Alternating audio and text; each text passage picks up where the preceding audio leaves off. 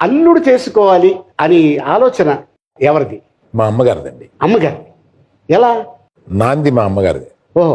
ఎలా అంటే మా అమ్మగారు హాల్లో కూర్చోండగా బెల్లు మోగింది, తలుపు తీశారు. ఆ, ఎవరో ఒక ఆయన నుంచి ఉన్నాడు. ఏమండి సత్యనారాయణ గారు ఇక్కడ ఉన్నాడా అని అన్నాడు. అంటే మా బంధువు సత్యనారాయణ అని ఆ, మా ఇంటికి వచ్చి మా ఫస్ట్ ఫ్లోర్ లో ఉంటున్నాడు. ఆ, ఆయన చూడడానికి ఓ పెద్ద మనిషి వచ్చాడు, బెల్లు కొట్టాడు. ఆ. ఆయన చిరంజీవి గారు. ఓహో. మా అమ్మగారు తలుపు తీసి ఏం కావాలి ఆయన అంటే సత్యనారాయణ ఉన్నాడా అన్నాడు.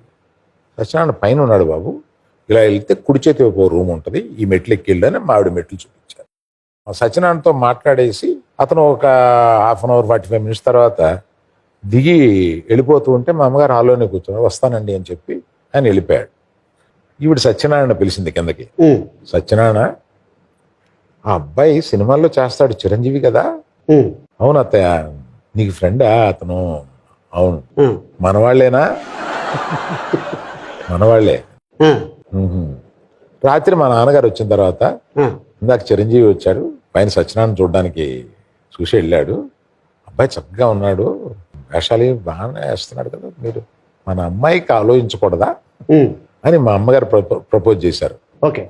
ఊరుకో, మళ్ళీ సినిమా వాళ్ళకి మళ్ళీ మనం ఇచ్చి అని ఆయన కట్ చేశారు. మా అమ్మ వదలలేదు, నాకు చెప్పింది. ఆ, సో ఇట్లాగా అది మన ఊరి పాండవుల్లో ఆ, ఈయనతో పాటు ఆయన కూడా ఒక 20 రోజులు అవును, షూటింగ్ లో ఉండాల్సి వచ్చింది అవుట్డోర్లో, రాజమండ్రిలో. అవును.